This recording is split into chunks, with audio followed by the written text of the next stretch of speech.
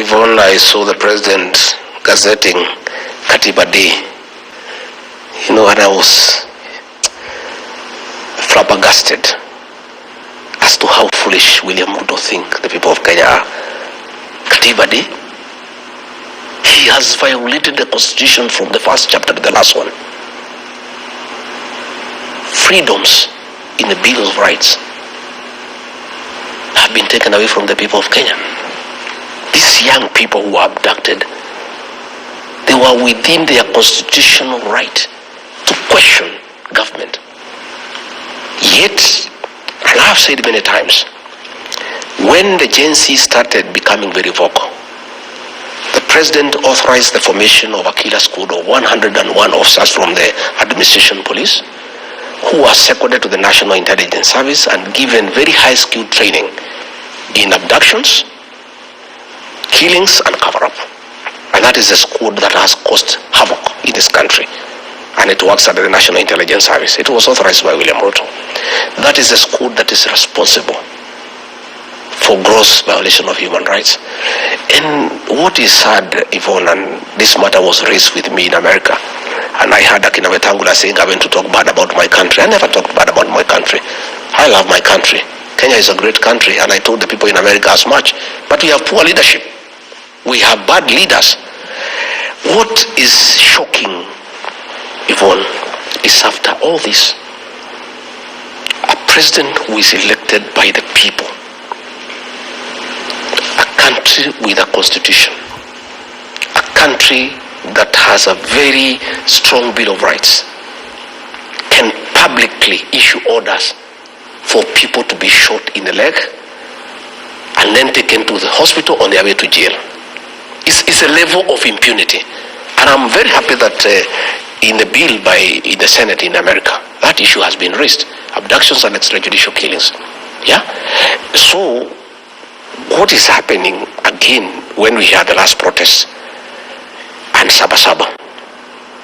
The state took over the protest and sent criminal goons to beat people, burn and torch property, and stage manage attack of police stations and courts. It was done by police. And then arrested innocent young people and charged them with terrorism. That court in Kahawa is a specialized court to deal with terrorism, a very serious crime that needs to protect our territorial integrity and make sure that the country is safe. But to make sure that these young people are intimidated and they have no voice and they will never again hold the government to account, they are charged with the terrorism. So as we speak,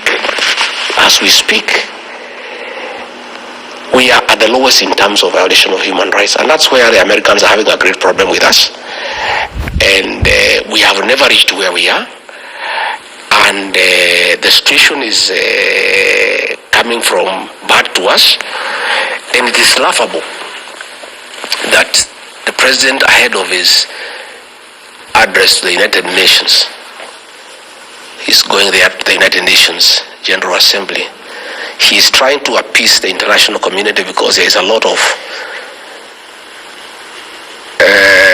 concern about extrajudicial killings and abductions. He is trying to hoodwink the international community by ordering Professor Makau Mutua to set up a team to compensate victims of extrajudicial killings and abductions. That team has been formally constituted today. Yeah. What do you think of the role of that, compensating victims of protests I think and dating good. as far back? I think it is good. I think we accept it's good to compensate people. But that should be the tail end. Yeah? We welcome compensation. But let's be decent. Let's not try to hoodwink the international community. Before you compensate victims, you must first accept that there were extrajudicial killings. The president should call a press conference and say, hey, my fellow Kenyans, I accept that there were extrajudicial killings and abductions. And this is wrong, and I apologize to the people of Kenya. And I say pole to the families and the people of Kenya. Number two, have ordered the disbandment of the killer squad of 101 officers who have been abducting young children and killing Kenyans. Number 3, I give an undertaking to the people of Kenya that under my presidency, never again shall we have abductions and extrajudicial killings. Number 4, all those officers responsible for killing our young people and abducting them will be prosecuted. Finally, sad as it is, I accept that parents have suffered and they require some compensation. I therefore order a mechanism be put in place to compensate those families. And Yvonne, government cannot compensate people they are killed.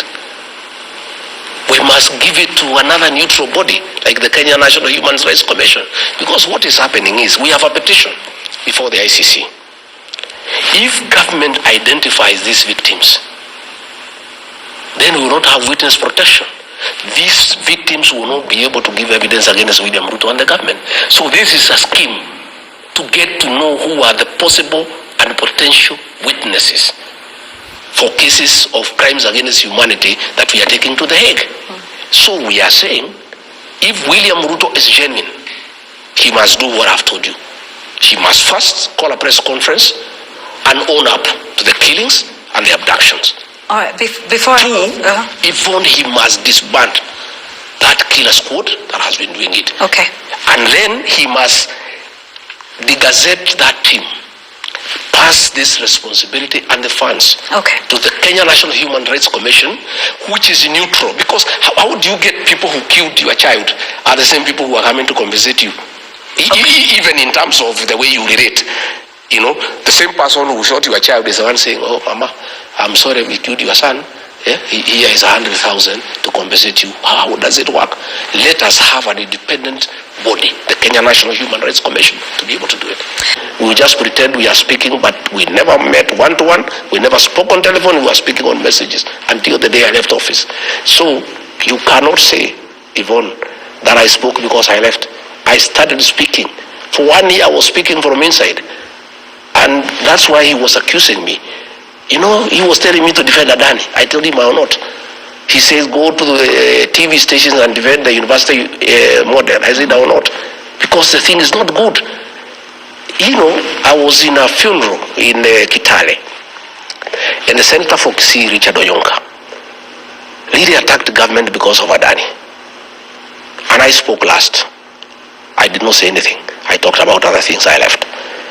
And the president's PA called me all manner of names. Wewe ni mujinga sana, you are very stupid.